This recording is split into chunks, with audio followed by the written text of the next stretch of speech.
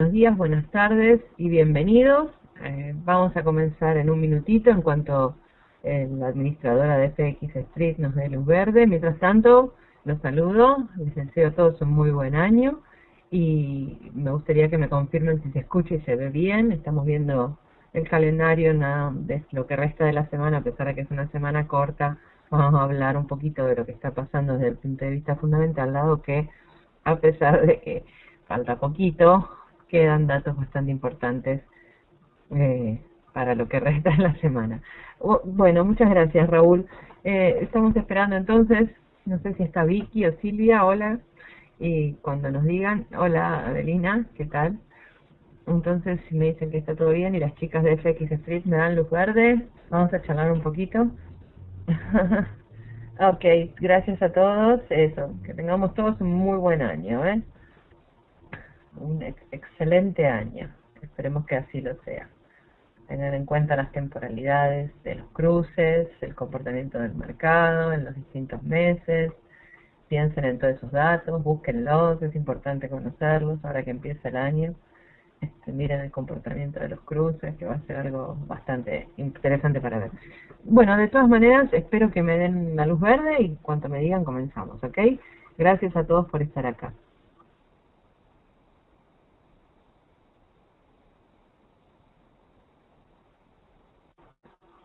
Ahora sí, perdonen, discúlpenme, puse mal el micrófono, ahora sí se debe escuchar, ¿no? Sí, ahora sí, discúlpenme, comienzo de vuelta, discúlpenme, fue un error mío, perdón. Hola, hola, sí, bueno, empezamos de vuelta entonces. Buenos días y buenas tardes, bienvenidos a este seminario. Vamos a hablar un poquito de lo que nos espera en el mercado de divisas para los próximos días y quizás probablemente para todo el mes de enero, ¿verdad? Les estaba comentando cuando tenía el micrófono apagado, por supuesto, que en un par de horas tenemos las minutas de la Fed. En las minutas generalmente dan una explicación de por qué han tomado las decisiones que han tomado. Es un impacto, es un informe de alto impacto, ¿sí? Pero yo esperaría que el impacto no sea tan grande hoy, precisamente porque mañana tenemos otro informe de alto impacto de Estados Unidos, que son las nóminas de empleo no agrícola, y que generalmente ocurre que antes de ese reporte tenemos que al mercado entrando en una etapa de consolidación, ¿sí? A la espera del dato. Vamos a ver qué sale ahí para decidir qué hacer. El tema está bastante complejo en el mercado, como ustedes pueden ver. Estados Unidos, digamos que evitó el llamado precipicio fiscal, evitó la suba de impuestos en general, se limitó a subir impuestos a los más ricos, no hizo todos los recortes presupuestarios que los distintos partidos políticos querían, pero de una u otra manera evitó, al menos temporalmente, pareciera que últimamente todas las políticas macroeconómicas son así, ¿no? No digo solamente en Estados Unidos, sino también en Europa con todo lo que hace el ECB o con lo que estuvo haciendo en los últimos años. La política es de salvar el momento, como decimos acá, sacar las papas del fuego y después, dentro de 2 o 3 meses, vemos qué hacemos, ¿no? Bueno, Estados Unidos hizo más o menos lo mismo con el precipicio fiscal y vimos una primera reacción del mercado muy optimista. Las bolsas subieron una barbaridad en estos primeros días del año, ganaron incluso a niveles en las bolsas europeas, superaron máximos de varios años. Vemos que sin contar hoy todas las divisas de alto rendimiento como el euro, la libra, el dólar australiano, el dólar canadiense han subido fuertemente, ¿sí? Sin embargo, hoy el cuadro cambió, ¿no? El euro no logró superar 1,33, perdón, la libra, a pesar de que superó parcialmente o brevemente el máximo del año pasado, llegó a 63,81, otra vez cayó. Creo que esos niveles 1,33 y 1,63 son para tener muy en cuenta desde el punto de vista técnico, porque no es la primera vez que los cruces, que tanto el euro como la libra no logran superar esos niveles y las aproximaciones a esos niveles están generando tomas de ganancias en el mercado, ¿no? Ahora lo vamos a ver desde el punto de vista técnico, pero eso tendría que ser muy significativo para nosotros, dado que en tanto no superen esos niveles, no podemos hablar de una continuación de la tendencia alcista. Sí podemos decir que la tendencia alcista sigue siendo dominante a pesar de lo que ocurría hoy. De todas maneras, y En relación a los informes fundamentales, hola Alberto, buenas tardes. En relación a los informes fundamentales, como les decía, tenemos una fuerte acumulación de datos estos días debido a los feriados de Navidad y Año Nuevo que tuvimos en las pasadas 2 semanas. Hay bastantes datos importantes para mañana, todos los PMI europeos, ¿sí? España, Francia, Italia, Alemania, la eurozona, incluso Inglaterra, ¿sí? Esos datos son muy fuertes. El PMI de servicios, en general los PMI de toda la zona europea han venido cayendo o siendo muy negativos. Fíjense que la mayor parte está por debajo de 50. 50 es la barrera que divide, ¿no?, el crecimiento de la contracción económica. Con estos datos por debajo de 50 nos está diciendo que la situación en Europa todavía dista de ser óptima, ¿sí? Entonces, ese va a ser un dato muy importante a tener en cuenta mañana viernes a primera hora, que la reacción del mercado quizás sea más limitada que en otras circunstancias, precisamente porque porque tenemos después los datos de empleo de Estados Unidos. En realidad se esperan pocos cambios, ¿sí? Pocos cambios. Fíjense que estamos esperando un incremento de apenas 4.000 nuevos puestos de trabajo. La tasa se espera que se mantenga prácticamente sin cambios, ¿sí? Así que esperaría que no genere mucho impacto a menos que haya una desviación de estos datos. Si la economía americana logra crear más empleo, ¿sí?, y la tasa de desempleo cayera, pero si los datos fueran mucho mejor a lo esperado, tiene que haber una variación importante, entonces sí podríamos ver resurgir el apetito por el riesgo que vimos en los 2 días pasados, y el dólar y el yen, por supuesto, caer ante la mayor parte de sus rivales. Por el lado contrario, datos negativos, tanto en la tasa como en las nóminas no agrícolas, ¿sí?, por debajo de lo esperado, por debajo del mes anterior. Cuanto más amplia es la desviación, más importante es el movimiento del mercado. Recuérdenlo, si esos datos entonces son negativos, entonces podríamos ver que, a pesar de que salgan malos para Estados Unidos, generarían un sentimiento de aversión al riesgo y por ende ayudarían al dólar a recuperar terreno. Felipe pregunta si desde el punto de vista fundamental el AUD va a volver a ser un par débil. La verdad es que no. Estuve leyendo hace un par de semanas atrás que el crecimiento en Australia en el sector de minería sigue siendo muy fuerte y se espera que continúe siendo fuerte.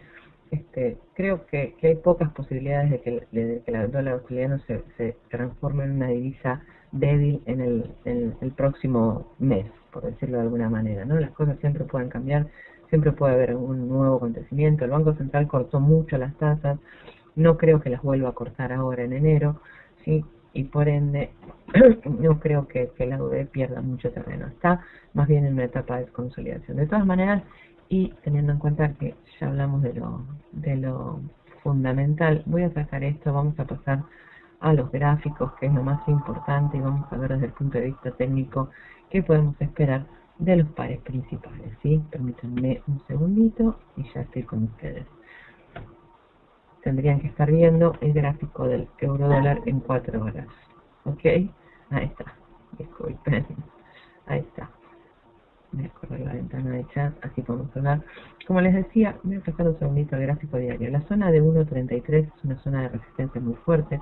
Fíjense que no logró superarla, ¿sí?, en la mayor parte del 2012, perdón, y que en los intentos que hemos visto estas últimas semanas de superar dicho nivel, el par vio una fuerte toma de ganancias. Estábamos en un rango de consolidación entre 31.50 y 1.33, hoy lo quebramos a la baja, el par está por debajo de estos máximos de principios de diciembre, por lo que en general presenta un tono más bajista, que sin embargo no deja de ser una corrección, ¿sí? No deja de ser una corrección, una etapa de corrección y consolidación. La tendencia dominante para mí sigue siendo alcista. Para hablar de un cambio de tendencia, el par debería perder al menos la zona de 1.30, 1.29.50, ahí sí podríamos hablar del comienzo de una caída más importante en el largo plazo, ¿sí? Por el momento es solamente una corrección en el medio de la tendencia alcista. Si vamos a los gráficos más chicos para ver qué podemos esperar de las próximas horas, en tanto en cuanto el par no logre superar nuevamente la zona de 31.50, que es la primera resistencia, tiene lugar para continuar cayendo. 1.30.80 es el soporte, el mínimo de hoy, una zona de soporte estático. Si lo pierde, probablemente mañana la caída se extienda hasta la zona de 1.30, 1.30.40. Sin embargo, como les dije, es solamente temporal esta caída, no veo muchas razones para que el dólar se fortalezca, más si el apetito por el riesgo sigue dominando los mercados. Creo que si vamos a ver una caída va a ser temporal, deberíamos ver una caída bastante más importante, por lo menos como les dije, 150 pips, para empezar a hablar de un cambio de la tendencia dominante. Por el momento no lo veo. En cuanto a la zona de 33, como les dije hace un ratito, ¿por qué es tan importante? Porque solamente de quebrar este nivel ahora confirmaría una continuación alcista de mediano largo plazo, ¿sí? Sé que estamos a 200 pips del nivel, parece un poco mucho, pero en el caso de una recuperación del cruce, y si logra superar este nivel, entonces sí, yo creo que hay lugar para una continuación hasta la zona de 1.35. Ahora, bien, no veo el par mucho más allá de 1.35 en las próximas semanas, y les voy a explicar por qué. Porque creo que la situación de Europa también es bastante delicada, más allá de lo que pasa en Estados Unidos. Y fíjense lo que está pasando hoy, ¿no? Por ejemplo, que el dólar australiano o el dólar canadiense ganan más terreno que mientras el euro o la libra lo pierden.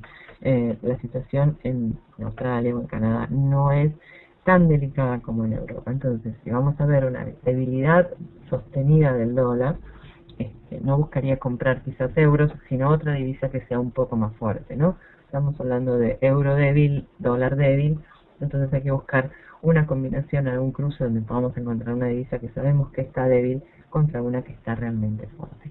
De todas maneras, y en lo que respecta al euro, y sé que estoy saltando un poquito de temas, ¿no? Pero la posibilidad de la tendencia alcista en el euro, ¿sí? De una continuación de la tendencia alcista del euro, también se apoya en el euro-yen, ¿sí? En la debilidad actual del yen y la necesidad de Japón de un yen más débil, ¿no? En tanto a Japón le convenga y lo necesita sin lugar a dudas, mantener un yen débil, que debería debilitarse muchísimo más, va a ser una de las razones que va a sostener en el mediano y largo plazo la tendencia alcista del euro. Sin embargo, en estos momentos, como les dije, me gustaría ver un quiebre de 1.33. Disculpen, olvidé de apagar el celular. Como les decía, me gustaría ver un quiebre de 1.33 para confirmar que el cruce va a continuar su avance. En el corto plazo les dije cuáles eran los soportes. La resistencia principal es 31, la zona de 31.50. Si la pasa, 1.3210, 1.3240 es la zona de objetivo para mañana, para esta semana. Si cierra la semana por encima de 1.32, entonces el momento alcista ganaría un poco más de impulso, en tanto que si cerrara la semana después del payroll por debajo de 1.3040, las posibilidades de una ruptura de ese 1.33 se ven muchísimo más limitadas, ¿sí? Me dice, ¿cómo ves la pauta de agotamiento y la divergencia MACD en 15 minutos? Posible retroceso en una hora. A ver, no tengo, a ver, vamos a tratar de agregar un MACD en mi gráfico de 15 minutos. La verdad es que no soy de mirar mucho 15 minutos, no sé, y generalmente tengan en cuenta que no todos los gráficos coinciden, pero si miran los indicadores van a ver que se encuentran muy cerca de sus líneas medias, todos en 15 minutos, ¿no? El momento, el RSI e incluso el MACD. No veo divergencias o no veo grandes divergencias por el momento en el gráfico de 15 minutos, y cuando los indicadores se encuentran tan cerca de sus líneas medias y prácticamente horizontales, ¿sí?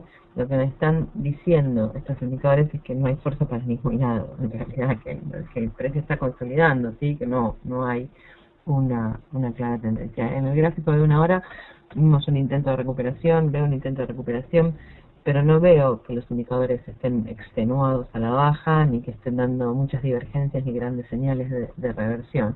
Yo realmente les digo, con la Fed en 2 horas y cuarto más o menos, hasta ese momento el precio se va probablemente mantener en el rango 1.30, 1.31.20, perdón, 1.30.80, en este rango que estamos viendo de las últimas horas. No va a quebrar este rango hasta después de la Fed. Y después de la Fed, si lo quiebra, puede hacer un movimiento de 20 o 30 pips en alguna determinada, si lo quiebra, en alguna determinada dirección, y otra vez meterse en un rango a la espera de las payroll de mañana. No esperen grandes movimientos, pero en general las lecturas técnicas de corto plazo mantienen cierta fuerza bajista, ¿no? Fíjense que los indicadores se mantienen bajistas a corto plazo. Yo no esperaría muchos ímpetus alcistas ni correcciones al alza. En lo que respecta a la libra, pasa más o menos lo mismo que con el euro. La verdad es que se están operando prácticamente en paralelo. La situación en el Reino Unido quizás sea un poquito más optimista que en Europa, pero muy apenas. Y en general lo que veo también es que la zona de 1,63, como la de 1,33 en el euro, está actuando como un nivel clave de quiebra al alza, ¿no? El par lo superó temporalmente, pero no ni siquiera cerró una vela de 4 horas por encima del nivel, no pudo sostener sus ganancias por detrás del nivel y se volvió muy rápidamente y cotiza ahora en la zona de 61.50. En general, y lo que respecta a la tendencia de más largo plazo, sigue siendo alcista. No veo, como les dije con el euro, no veo es que el movimiento actual sea más que una corrección temporal en el medio de esa tendencia alcista. El par, la verdad es que debería perder la zona de 59.60 para hablar de un cambio, de un posible cambio de tendencia. Si pierde ese nivel, entonces sí, a más largo plazo podríamos hablar de una continuación hacia un 55 o algo así. Pero en estos niveles apenas estamos corrigiendo. En lo que respecta al corto plazo, la zona de 61.30, 61.40 es el primer soporte. Yo creo que si pierde este nivel podríamos ver una caída hacia 60 a 60.90, ese es el nivel, ¿sí? Ese es un nivel muy importante. Y si pierde 60.90, 1.60-65 es el siguiente punto. Si miran el gráfico de 4 horas y lo revisan los últimos 2 o 3 meses, van a ver que fue un nivel muy importante de soporte y de resistencia. En tanto el precio estuvo por debajo, las aproximaciones de ese nivel generaron retrocesos, y en tanto el precio estuvo por encima, generaron rebotes. Por lo que una pérdida de este nivel, probablemente sobre mañana, no ya hoy, ¿sí? Podría implicar que la semana siguiente va a ser una semana más bien bajista para la libra, ¿ok? Sin embargo, si llega a este nivel y rebota, entonces sí vamos a ver una recuperación más importante del cruce, probablemente nuevamente hasta la zona 1.63. En lo que respecta al cortísimo plazo, 62-62.10 es la primera resistencia. Si se recupera ese nivel, entonces sí podríamos ver un regreso del momento alcista y al par buscando nuevamente la zona de 1.73. Sí, podemos ver al euro-yen. Déjenme Madelina, un segundito que quería hablar un poquito del dólar australiano y vamos a ver los cruces del yen. Lo que respecta al dólar australiano, ¿no? La recuperación de ayer fue bastante impresionante en realidad, ¿sí? Cuando el cruce había perdido esta tendencia alcista, yo estaba siguiendo una línea de tendencia acá, ¿sí? Estaba siguiendo esa línea que obviamente ha perdido validez, ¿no? El quiebre de la línea, un pullback, pero el precio no logró quebrar la zona de, fíjense aquí, de 1.330 más o menos, que en el gráfico diario, si lo miran, van a ver que ha sido un fuerte soporte estático, y con el regreso del optimismo del mercado, el par ayer tuvo una recuperación muy impresionante. Estamos en la zona de 500 sin lograr superar claramente el máximo de ayer, pero el tono general sigue siendo alcista. En tanto el par se mantenga en estos niveles, 4.70. 4.70 es para mí la zona a seguir a partir de ahora. En tanto se mantenga por encima de 4.70, la tendencia va a seguir siendo alcista en el corto y mediano plazo, con posibilidades de llegar nuevamente a la zona de 580 primero, ¿sí? Y 620 después. De recuperar 620 y acelerar por encima de 620, creo que podríamos ver una rally muy impresionante del dólar australiano en las próximas semanas, ¿sí? Incluso una aproximación a 1.10, aunque parezca exagerado, pero es posible, es muy posible si mantiene el nivel actual. De todas maneras, y como les dije, en el corto plazo, 525 es la primera resistencia, seguida de la zona de 580, y por encima de eso 620, ¿sí? El soporte es 470, 430 y 400. Creo que si realmente el par cayera hacia la zona de precios entre 430 y 470 y se mantiene en ese nivel, podría dar buenas, interesantes oportunidades de compra, incluso. No lo veo cayendo con fuerzas en estos momentos. En lo que respecta al euro-yen, permítanme un segundito. Acá estamos. Ahí estamos.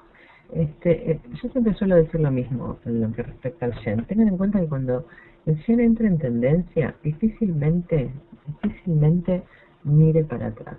El yen en general cuando arranca no retrocede. Las correcciones intermedias son limitadas, y enseguida retoma su tendencia. A pesar del estado de sobrecompra que presentan hoy día los cruces del yen, no espero grandes caídas ni grandes retrocesos. Si hay un límite o un par que podría verse menos favorecido por la caída del yen, es precisamente el euro-yen por la debilidad propia del euro, ¿no? Estamos otra vez en un caso en el que estamos enfrentando a dos divisas débiles. El euro está débil y el yen está débil. Por el momento el yen es muchísimo más débil, por ende la tendencia alcista sigue en su lugar, pero no descarto la posibilidad de que alguna noticia europea ponga otra vez al euro bajo presión y por ende lleve el cruce un poco más abajo o al menos genere una continuación alcista mucho más lenta o una etapa de consolidación. De todas maneras, y como le dije, a pesar del fuerte estado de sobrecompra en el gráfico diario, la tendencia dominante sigue siendo alcista. Tenemos un gap de apertura semanal en 111.80. Realmente creo que que caídas hasta ese nivel incluso podrían verse, pero no por eso afectar la tendencia dominante, ¿sí? No afectar la tendencia dominante. Fíjense en el soporte estático que tenemos en la zona de 113, 113.10. Si pierde 113.10, es probable entonces sí que corrija hasta la zona de 112, 111.80, pero no esperaría que sea mucho más que eso antes de que retomen nuevamente al alza. El máximo hasta ahora, por el momento, se encuentra en la zona de 116. Creo que el par tiene lugar para continuar subiendo mucho más de ese nivel, la zona de 120, 125 en el próximo mes, ¿sí? Pero en lo que respecta al corto plazo y a pesar de la corrección de hoy y la falta de fuerza, el par tiene resistencias ahora en 114.60, 115.20 y el mencionado 116, en tanto los soportes de corto plazo son 113.40, la zona de 113 y por debajo de eso 112.40, 45. Sí, pero en general tengan en cuenta lo que les dije, la tendencia más bien es alcista. Otra cosa que es importante con respecto a los cruces del yen es que en general reaccionan de manera muy particular entre los informes de Estados Unidos. Si los datos de empleo de Estados Unidos son buenos, los cruces del yen van a subir. Si los datos de empleo de Estados Unidos mañana, si los datos americanos son malos, sí, a pesar de los cruces del yen van a caer y bastante. ¿Sí? Podemos ver caídas fuertes en el euro yen o en el dólar yen, pero de todas maneras pienso realmente que van a ser más oportunidades de compra que de venta. En lo que respecta al dólar yen, fíjense que se presentan más o menos igual que el euro yen, con los indicadores diarios de zona de sobrecompra. Lo que estaba mirando es que la media simple de 100 en gráfico diario está cruzando por encima de la de 200, ¿sí?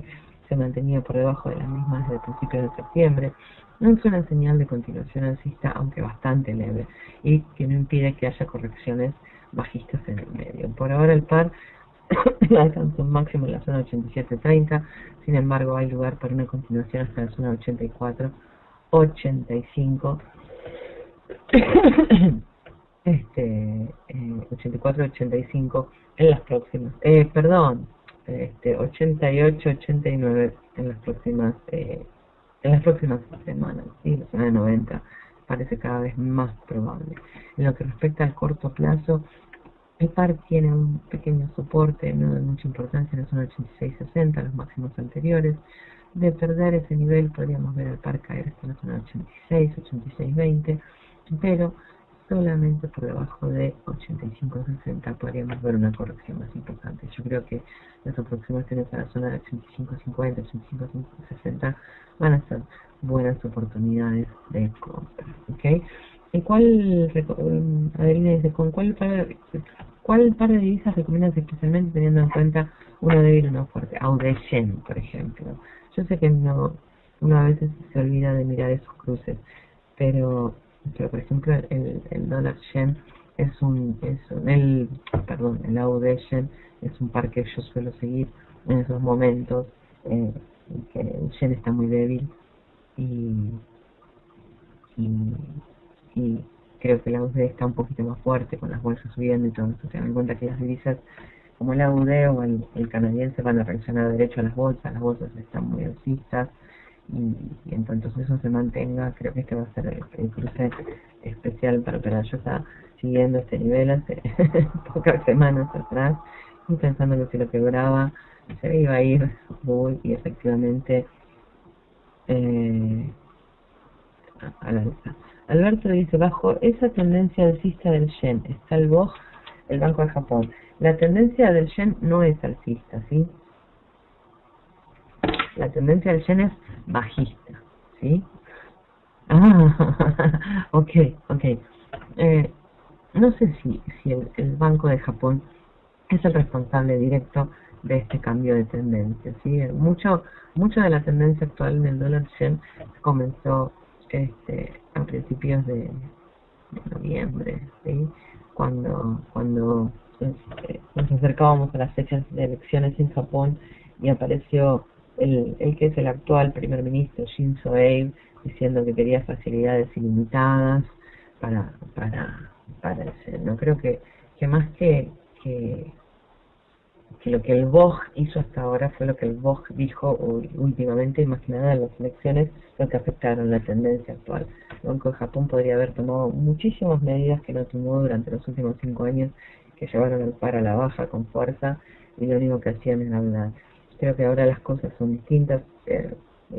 Pusieron el banco, perdón, extendió sus facilidades financieras 3 veces en los últimos 4 meses, o sea, de las últimas 4 reuniones, en 3 se extendió y Abe, el nuevo primer ministro, está decidido a llevar una política macroeconómica de inversión, de consumo y debilitar este yen. Así que, si bien el Banco de Japón no es el principal responsable de esta tendencia, creo que algo está ayudando. Creo que es más en la psicología del mercado a veces, ¿no? La mentalidad del inversor, ¿no? El yen cayó durante años, llegó a un piso, se mantuvo. En algún momento teníamos que empezar a tomar ganancias. Probablemente el principio de la tendencia actual del par se deba a la toma de ganancias de los años de shorts que había acumulado, y a partir de ese momento, ayudado por el BOJ, no creo que haya un solo factor que afecta al mercado, ¿sí? No creo que haya un solo factor capaz de determinar el destino de un cruce. Es una sumatoria de factores lo que hace que un cruce suba o baje. A veces tratamos de resumirlo o de resumir el concepto y no es tan sencillo, ¿no? Uno ve ciertas cosas y acumula ideas en la cabeza, tanto fundamentales como técnicas, y a veces es difícil expresarlas. Pero creo que, como les dije, el yen se mantiene débil, se va a mantener débil, va a seguir estando débil, y son muchos los factores que lo llevaron a este punto, ¿ok? De todas maneras, no sé si quieren ver algún otro cruce en particular. En lo que respecta al...